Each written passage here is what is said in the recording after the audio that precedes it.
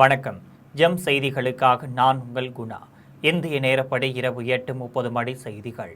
முதலில் ஜெம் தலைப்பு செய்திகளை காணலாம். பழங்குடியின மக்களின் வாழ்க்கையை மேம்படுத்தும் வழிமுறைகளை கண்டறிய வேண்டும். பழங்குடியின பல்கலைக்கழகங்களுக்கு குடியரசுத் தலைவர் திரௌபதி முர்மு வேண்டுகோள். கன்னியாகுமரி மாவட்டத்தில் அணுக்கனிம சுரங்கம் அமைக்க 1144 ஹெக்டேர் நிலம் ஒதுக்கிய தமிழ்நாடு அரசு மக்களின் விருப்பத்திற்கு மாறான அரசாணையை ரத்து செய்ய பாமக தலைவர் அன்புமணி வலியுறுத்தல். இருமுறை சாகித்ய அகாடமி விருது வென்ற எழுத்தாளர் புவியரசு கோவையில் இன்று காலமானார். தமிழை ஆட்சி மொழியாக்கும் போராட்டத்தில் பங்கேற்று சிறை சென்றவர். உலகக்கோப்பை கால்பந்து போட்டியில் கால் இறுதிக்கு முந்தைய சுற்றுக்கு பிரேசில் அணி தகுதி. உலக தர வரிசையில் முதல் 10க்குள் இடம்பெற்ற நெதர்லாந்து, ஜெர்மனி அணிகள் வெளியேற்றம். பாஜகவின் ஆதரவுடன் திமுகவும் அதிமுகவும் ஆட்சி அமைக்க முயன்றதாக அமைச்சர் நிர்மல் குமார் குற்றச்சாட்டு. ஒட்டுமொத்த தீய சக்திகளுக்கு எதிராக தமிழக வெற்றிக் கழகம் நிற்பதாக பெருமிதம். பயிர்க்கடன் தள்ளுபடி உறுதிமொழியை முதலமைச்சர் விஜய் நிறைவேற்றுவார். விடுதலை சிறுத்தைகள் கட்சி தலைவர் திருமாவளவன் நம்பிக்கை. அமோனியா வாயு கசிவால் உயிரிழந்தோர் குடும்பங்களுக்கு அதிக நிதி உதவி வழங்க வேண்டும். தமிழக அரசிற்கு திருவள்ளூர் நாடாளுமன்ற உறுப்பினர் சசிகாந்த் செந்தில் கோரிக்கை. இனி விரிவான செய்திகளை காணலாம். நாட்டில் உள்ள பழங்குடியின பல்கலைக்கழகங்கள் பழங்குடியின மக்களின் வாழ்க்கை தரத்தை உயர்த்தும் வழிமுறைகளை கண்டறிய வேண்டும் என்று குடியரசுத் தலைவர் திரௌபதி முர்மு கேட்டுக் கொண்டுள்ளார். ஆந்திர மாநிலம் வெளிய நகரத்தில் உள்ள மத்திய பழங்குடியின பல்கலைக்கழகத்தின் முதல் பட்டமளிப்பு விழா நடைபெற்றது. இதில் குடியரசுத் தலைவர் திரௌபதி முர்மு கலந்து கொண்டு மாணவ மாணவியருக்கு பட்டங்களை வழங்கி சிறப்பித்தார். அப்போது பேசிய அவர், பழங்குடியின மக்களின் கல்வி, நலவாழ்வு, திறன் மேம்பாடு, வாழ்க்கை, நில உரிமைகள் ஆகியவற்றிற்கு பணியாற்றுவதன் மூலம் சமூக நீதியை நிலைநாட்டுவது இத்தகைய உயர்கல்வி நிறுவனங்களின் பொறுப்பாகும் என கூறினார். அனைத்து பல்கலைக்கழகங்களும் மக்களின் வாழ்க்கையை வளப்படுத்துவதற்கான வழிமுறைகளை கண்டறிய வேண்டும் என்றார். குறிப்பாக பழங்குடியினர் பல்கலைக்கழகங்கள் பழங்குடியின மக்களின் வாழ்க்கை தரத்தை உயர்த்தும் வழிமுறைகளை கண்டறிய வேண்டும் என்று கேட்டுக்கொண்டார். 2047ஆம் ஆண்டில் வளர்ச்சியடைந்த இந்தியா என்ற இலக்கை எட்டுவதில் ஆந்திரத்தின் மத்திய பழங்குடியினர் பல்கலைக்கழகம் குறிப்பிடத்தக்க பங்காற்றும் என்று குடியரசுத் தலைவர் திரௌபதி முர்மு நம்பிக்கை தெரிவித்துள்ளார்.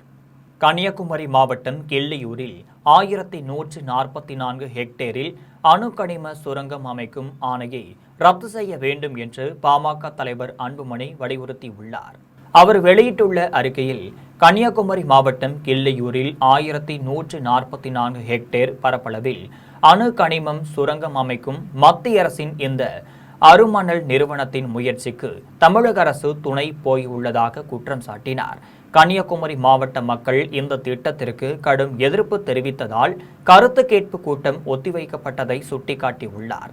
இதனால் மத்திய அரசு டங்ஸ்டன், தாமிரம், நிக்கல், பிளாட்டினம் உள்ளிட்ட 24 வகையான முக்கிய கனிமங்களையும், தோரியம், உரேனியம், மோனசைட் உள்ளிட்ட 6 வகையான அணு கனிமங்களையும் தோண்டி எடுப்பதற்கான சுரங்கங்களை அமைக்க பொதுமக்களிடம் கருத்து கேட்க தேவையில்லை என்றும் விதிகளை திருத்தியுள்ளதை குறிப்பிட்டுள்ளார். அணுக்கனிம சுரங்கம் அமைக்க 1144 ஹெக்டேர் நிலங்களை ஒதுக்கி 2021ஆம் ஆண்டு மத்திய அரசு பிறப்பித்த ஆணை 5 ஆண்டுகளில் காலாவதியாகிவிட்டதாக நினைத்ததையும், அதற்கு மாறாக நிலம் ஒதுக்கீட்டையும் மேலும் ஓராண்டிற்கு நீடித்து ஜூன் 10ஆம் நாள் தமிழக அரசு அரசாணை பிறப்பித்துள்ளதையும் சுட்டிக்காட்டியுள்ளார். மக்களின் விருப்பத்திற்கு மாறாக கிள்ளியூர் அணுக்கனிம சுரங்கம் அமைக்க நிலம் ஒதுக்கிய அரசாணையை தமிழ்நாடு அரசு உடனடியாக ரத்து செய்ய வேண்டும் என்று அன்புமணி வலியுறுத்தியுள்ளார். இருமுறை சாகித்ய அகாடமி விருது வென்ற எழுத்தாளரும் கவிஞருமான புவியரசு இன்று கோவையில் 96 வயதில் காலமானார். கோவை மாவட்டம் பெரியநாயக்கன் பாளையத்தைச் சேர்ந்த கவிஞர் புவியரசு முதுமை காரணமாக கடந்த சில ஆண்டுகளாக வீட்டிலேயே ஓய்வில் இருந்து வந்தார். இந்த நிலையில் இன்று காலமானார். உடுமலைப்பேட்டைக்கு அருகில் உள்ள லிங்கவ நாயக்கன் புதூரில் 1931ஆம் ஆண்டு பிறந்த புவியரசின் இயற்பெயர் ஜெகநாதன். சமஸ்கிருதத்தில் உள்ள பெயரை தமிழில் புவியரசு என்று மாற்றிக்கொண்டார். இவர் கோவை அரசு கலைக்கல்லூரியில் இன்டர்மீடியட் பட்டத்தையும் பேரூர் தமிழ் கல்லூரியில் தமிழ்துறை பட்டத்தையும் பெற்றார். 30 ஆண்டுகளுக்கு மேலாக ஆசிரியராக பணிபுரிந்த இவர் அரசியலில் ஈடுபாடு கொண்டவர். தமிழை ஆட்சி மொழியாக்கும் போராட்டத்திலும் எல்லை போராட்டங்களிலும் பங்கேற்று சிறை சென்றவர். இவர் Shakespeare, Khalil Gibran, Omar Khayyam, Osho, Dostoevsky, Rabindranath Tagore ஆகியோரின் படைப்புகளை தமிழில் மொழிபெயர்த்துள்ளார். வங்க கவிஞர் நஸ்ருல் இஸ்லாமின் தி ரெவல்யூஷனரி என்ற நூலை தமிழில் புரட்சிகரன் என்ற பெயரில் மொழிபெயர்த்தார். இந்த மொழிபெயர்ப்பு நூலுக்கு 2007ஆம் ஆண்டு சாகித்ய அகாடமி விருது பெற்றார். அதேபோல் 2008ஆம் ஆண்டு கையொப்பம் என்ற கவிதை தொகுப்புக்கு சாகித்ய அகாடமி விருது கிடைத்தது. இவர் எழுதிய முக்கூடல் என்னும் நூல் 2004ஆம் ஆண்டு சிறந்த புது கவிதைக்கான தமிழக அரசின் விருதை பெற்றுள்ளது. உலகக்கோப்பை கால்பந்து போட்டியில் கால் இறுதிக்கு முந்தைய சுற்றில் பிரேசில் அணி தகுதி பெற்றுள்ளது. அதே நேரத்தில் தரவரிசையில் 10க்குள் இடம்பெற்றுள்ள நெதர்லாந்து, ஜெர்மனி அணிகள் வெளியேறியுள்ளனர்.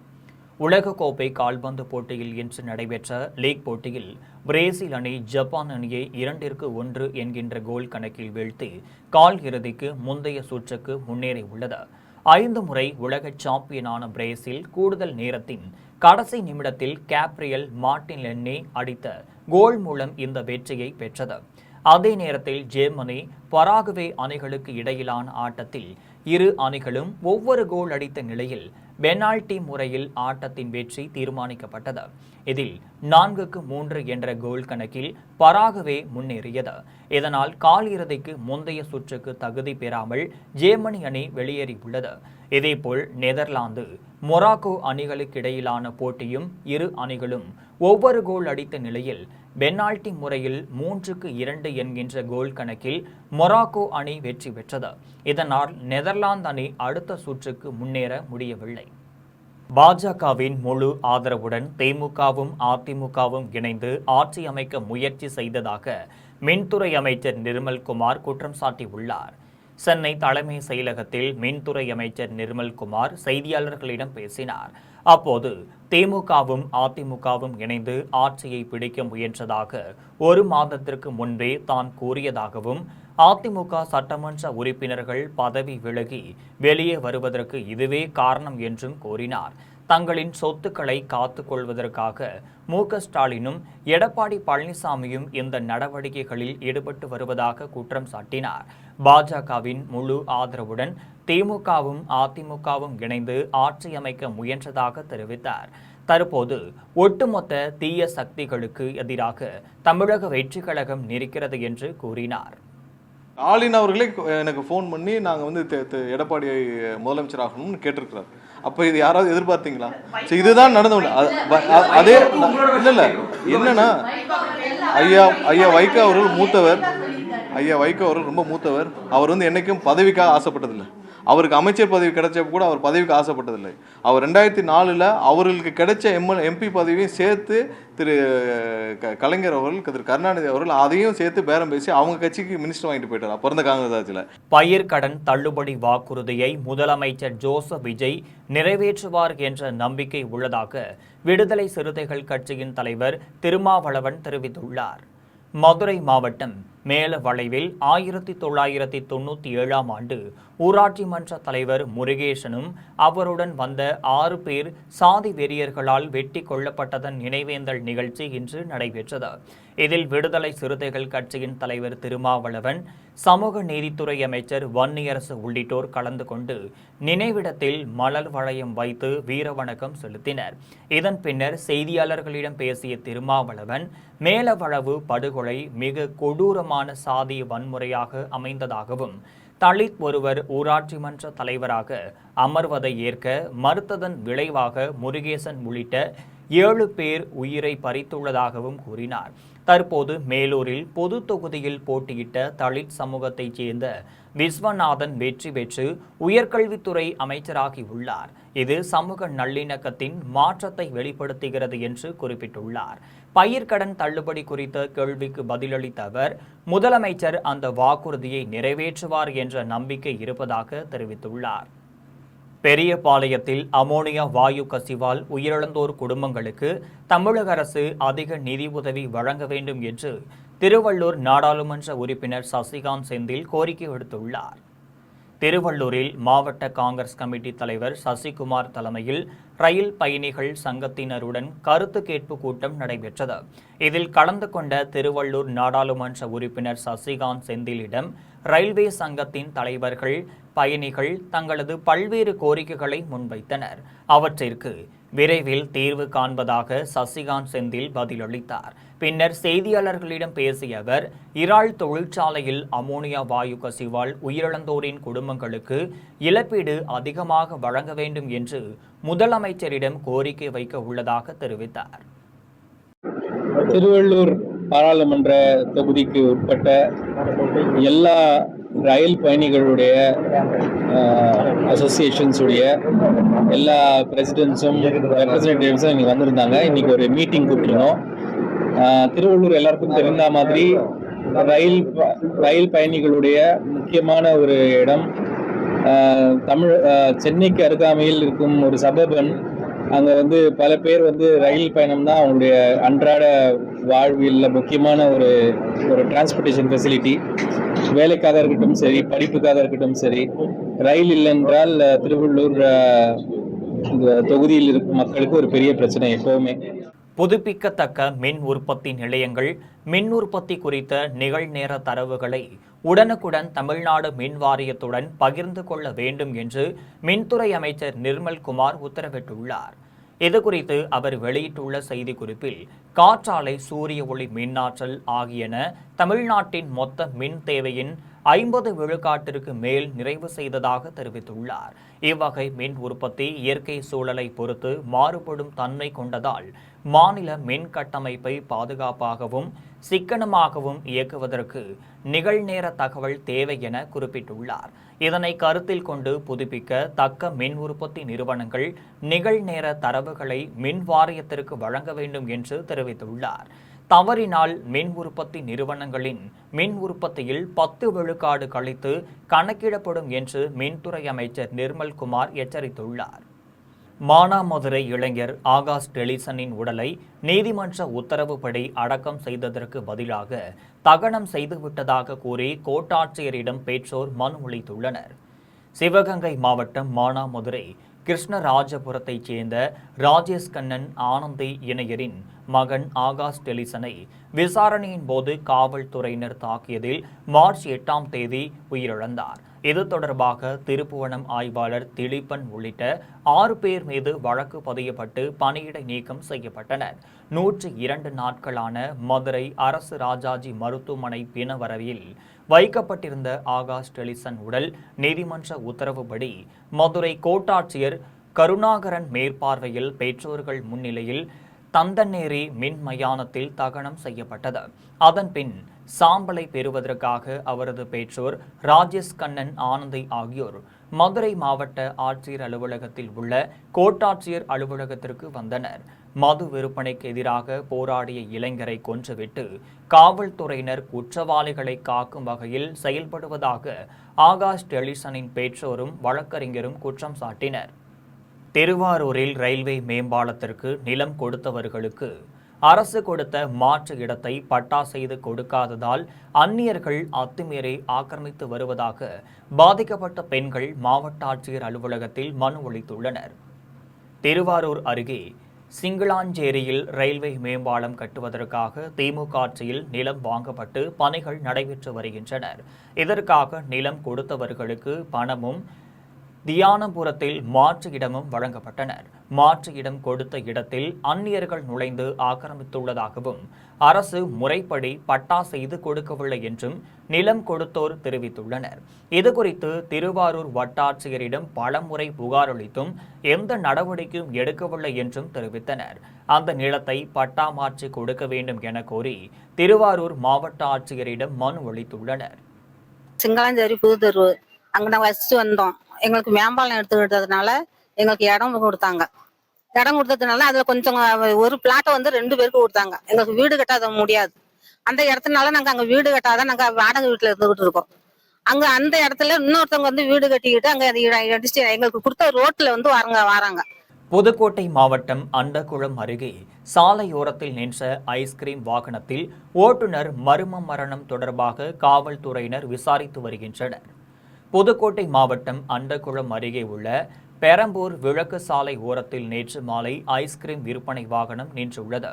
அவ்வழியே சென்ற வழிபோக்கர்கள் வண்டி பழுதாகி நின்றதாக கருதி இதை பொருட்படுத்தாமல் சென்றுள்ளனர். இன்று காலை வரை வாகனம் வராததால் ஐஸ்கிரீம் கம்பெனி உரிமையாளர் பல முறை தொடர்பு கொண்டும் ஓட்டுநரை செல்போனில் தொடர்பு கொள்ள முடியவில்லை. இதனால் சந்தேகமடைந்த உரிமையாளர் ஐஸ்கிரீம் வாகனத்தை தேடி வந்துள்ளனர். அப்போது ஐஸ்கிரீம் வாகனம் பெரம்பூர் விளக்கு அருகே நின்றதை பார்த்துள்ளனர். அப்போது உள்ளே ஓட்டுநர் மர்ம முறையில் இறந்து கிடந்ததை கண்டு அதிர்ச்சியடைந்த ஐஸ்கிரீம் கம்பெனி உரிமையாளர்கள் இதுகுறித்து உடையாளிப்பட்டி காவல் நிலையத்திற்கு தகவல் தெரிவித்துள்ளனர். தகவலின் பேரில் வந்து வண்டியில் இறந்து கிடந்த திருச்சி ராம்ஜி நகரைச் சேர்ந்த ஜெயக்குமாரின் உடலை கைப்பற்றி புதுக்கோட்டை அரசு மருத்துவமனைக்கு கூராய்விற்காக அனுப்பி வைத்தனர். திருவண்ணாமலை மாவட்டம் ஆரணி அருகே குண்டும் குழியுமாக இருக்கும் சாலையை சீரமைக்க கோரி கோட்டாட்சியரிடம் ஊர் மக்கள் மனு அளித்துள்ளனர். ஆரணி அடுத்த மாதுபுரியாந்தாங்கல் அருகே உள்ள கொட்டாமேடு பகுதியில் 100க்கு மேற்பட்ட குடும்பங்கள் வாழ்ந்து வருகின்றனர். இந்த ஊருக்கு செல்லும் சாலை 20 ஆண்டுகளுக்கு முன்பு அமைக்கப்பட்டது. இதனால் சேதமடைந்து குண்டும் குழியுமாக காட்சியளிக்கிறது. இதுகுறித்து பலமுறை புகார் அளித்தும் அதிகாரிகள் எந்த ஒரு நடவடிக்கையும் எடுக்கவில்லை. இதனால் மாதுபுரியாந்தாங்கல் கொட்டமேடு இடையேயான சாலையை சீரமைத்தும் சாலையோரத்தில் மின்விளக்கு கம்பங்கள் அமைத்து தர வேண்டும் என கோரி கோட்டாட்சியரிடம் சிவாவிடம் மனு அளித்தனர். இதனால் மாதுபுரியாந்தாங்கல் கொட்டாமேடு இடையேயான சாலையை சீரமைத்தும் சாலையோரத்தில் மின்விளக்கு கம்பங்கள் அமைத்து தர வேண்டும் என கோரி கோட்டாட்சியர் சிவாவிடம் மனு அளித்துள்ளனர். திருவாரூர் மாவட்டம் கூட்டூர் ஊராட்சி அங்கன்வாடி மையத்தில் குழந்தைகளுக்கு அவர்களின் பெற்றோர்களிடம் வழங்கப்பட்ட முட்டையில் வளர்ச்சியடைந்த கோழி குஞ்சு கருவுடன் இருந்ததால் பெற்றோர்கள் அதிர்ச்சியடைந்துள்ளனர். கூட்டூர் ஊராட்சி மொசக்குளம் அங்கன்வாடியில் 35 மாணவர்கள் பயின்று வருகிறார்கள். அதில் 2 வயதுக்கு மேற்பட்ட 15 மாணவர்கள் மட்டுமே அங்கன்வாடிக்கு சென்று அங்கு உணவு அருந்துவார்கள். மற்ற 20 குழந்தைகளுக்கும் அவர்கள் பெற்றோர்களிடம் முட்டைகள் வழங்கப்படுகின்றனர். வாரத்திற்கு 3 முட்டைகள் வழங்குவது வழக்கம். இந்த நிலையில் அங்கன்வாடியில் ஒரு பெற்றோர் முட்டை வாங்க சென்றபோது அதனை உடைத்து பார்த்ததில் அதன் உள்ளே வளர்ச்சியடைந்த கோழி குஞ்சு கரு இருந்தது. இதனை கண்டு அந்த பகுதி மக்கள் மிகுந்த அதிர்ச்சிக்கு உள்ளாகியுள்ளனர். விருதுநகரில் போலியோ சொட்டு மருந்து முகாமில் ஆய்வு செய்து ரீல்ஸ் வெளியிட்ட தாவேகா ஒன்றிய செயலாளரை பொறுப்பிலிருந்து நீக்கி மாவட்ட செயலாளரும் சட்டமன்ற உறுப்பினருமான செல்வம் நடவடிக்கை எடுத்துள்ளார். தமிழகம் முழுவதும் 5 வயதிற்குட்பட்ட குழந்தைகளுக்கு ஜூன் 28ஆம் நாள் போலியோ சொட்டு மருந்து முகாம் நடைபெற்றது.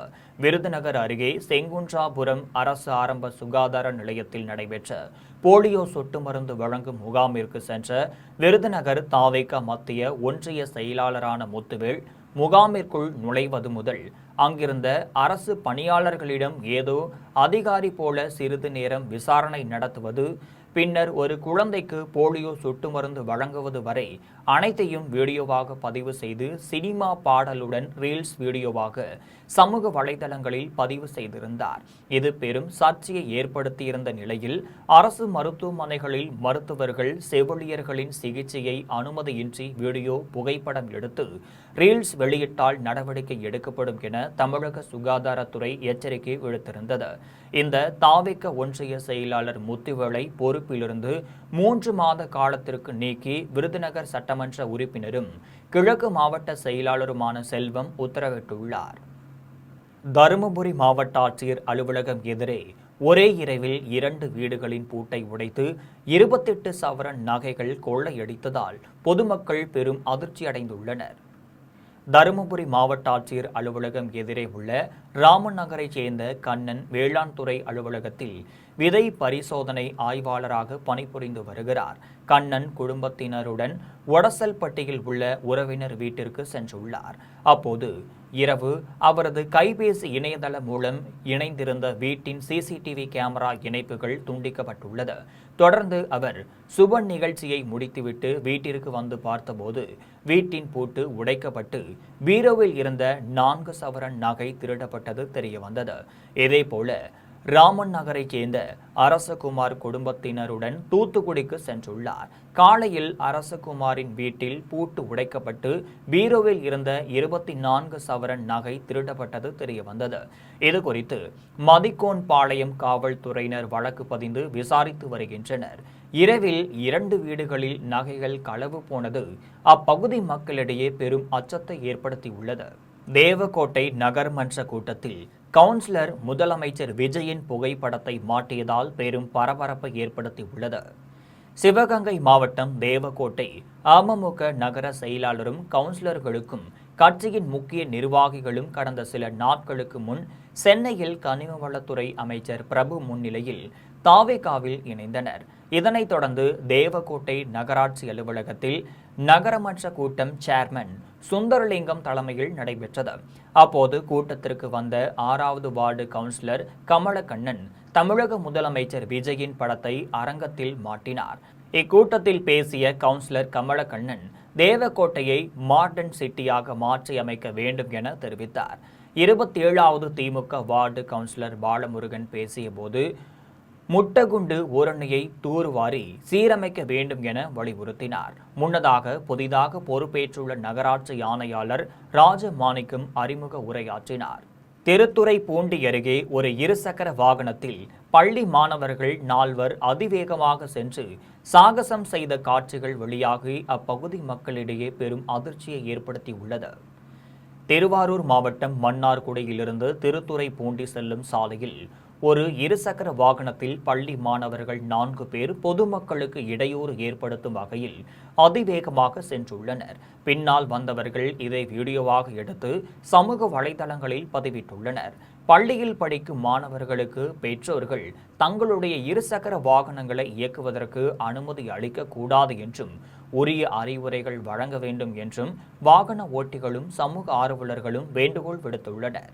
சென்னை மாநகராட்சியின் 14வது மண்டலத்திற்குட்பட்ட 184வது வார்டில் கலந்தாய்வு கூட்டம் நடைபெற்றது.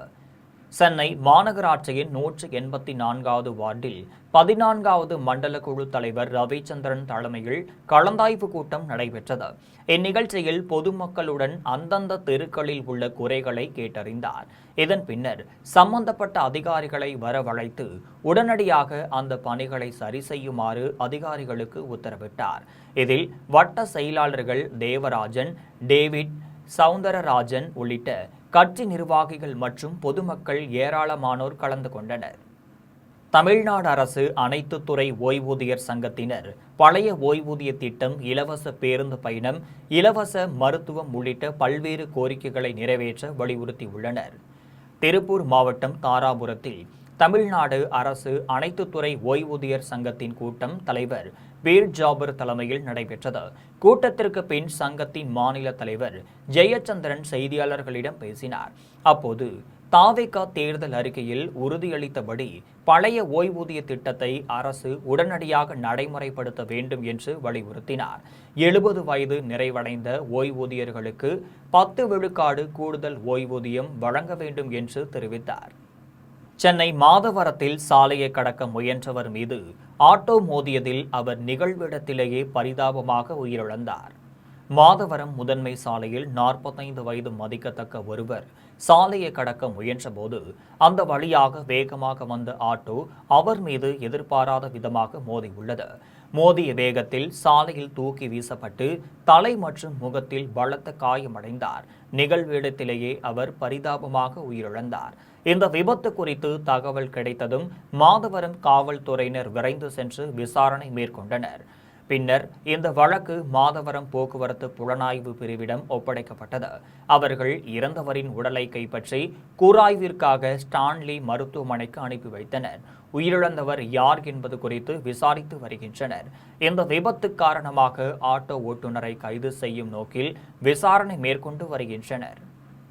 தஞ்சாவூரில் காரில் சீட் பெல்ட் அணிந்து வந்தவர்களுக்கு 5 லிட்டர் பெட்ரோல் இலவசமாக பெறுவதற்கான டோக்கன்களை போக்குவரத்து காவலர்கள் வழங்கியுள்ளனர்.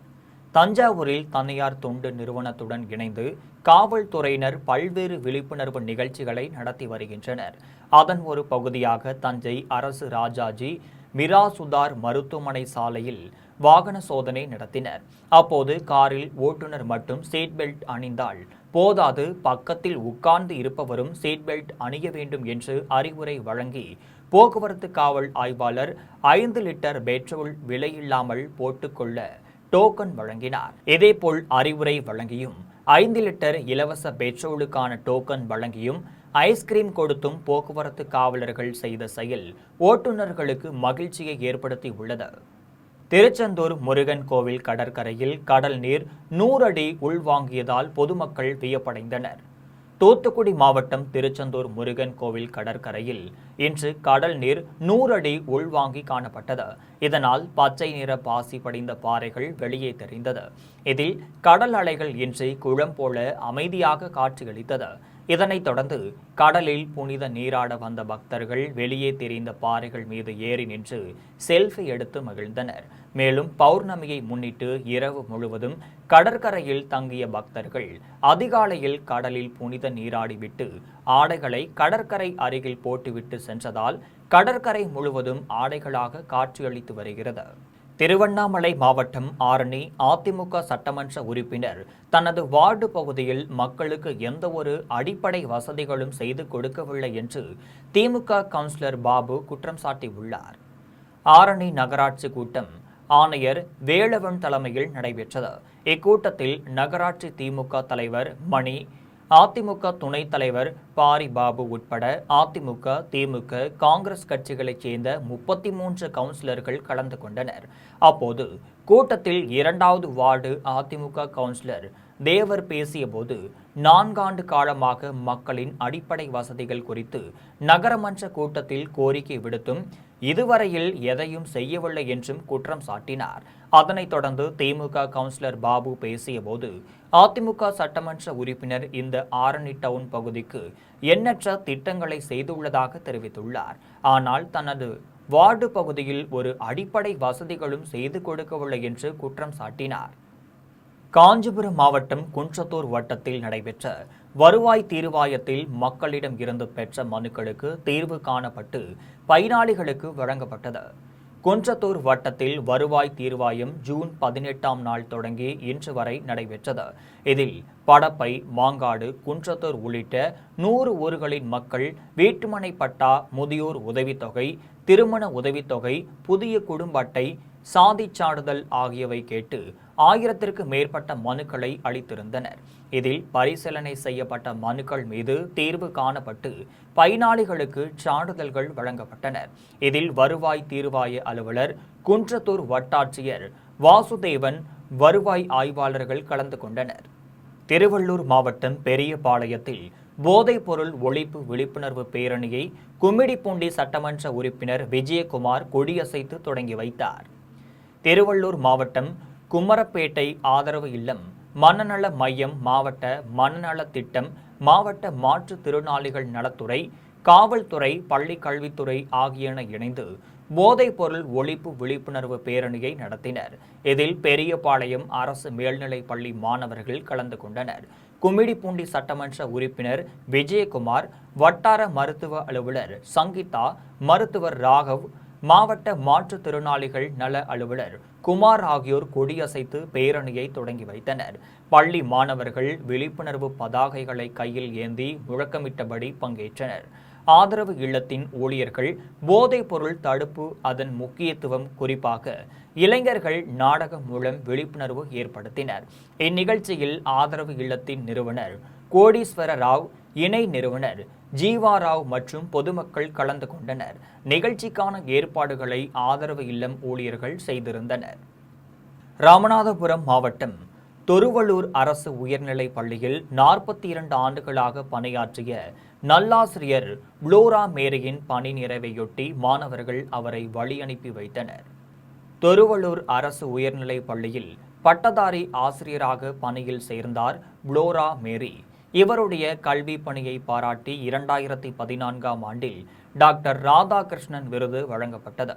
இவருடைய 42 ஆண்டுகால பணி நிறைவு நாள் இன்று நடைபெற்றது. இவரிடம் பயின்ற பல்வேறு மாணவர்கள் மருத்துவராகவும் பொறியாளராகவும் அறிவியல் ஆராய்ச்சியாளராகவும் பணியாற்றி வருகின்றனர். தன் பிள்ளைகளை விட மாணவர்களின் வளர்ச்சிக்கு ஏணியாகவும் தோணியாகவும் இருந்தவர் ஆசிரியர் புளோரா மேரி. அவரின் பணி நிறைவு நாள் நிகழ்ச்சி மாணவியின் நடனத்துடன் தொடங்கியது.